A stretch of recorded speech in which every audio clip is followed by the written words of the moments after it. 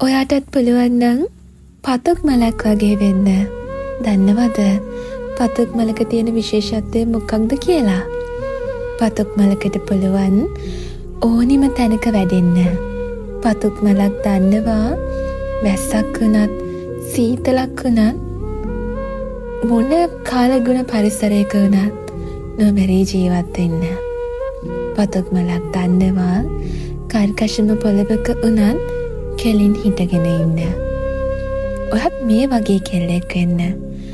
ඔළුව කෙලින් තියාගෙන නිර්භීතව මිනිස්සු මැද්දෙන් ඇවිදින්න.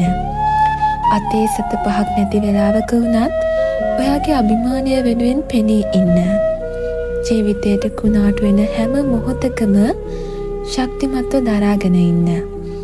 ඔයාගේ හීන වෙනුවෙන් ලෝකේ එහා කොනටුනත් තනියම යන්න.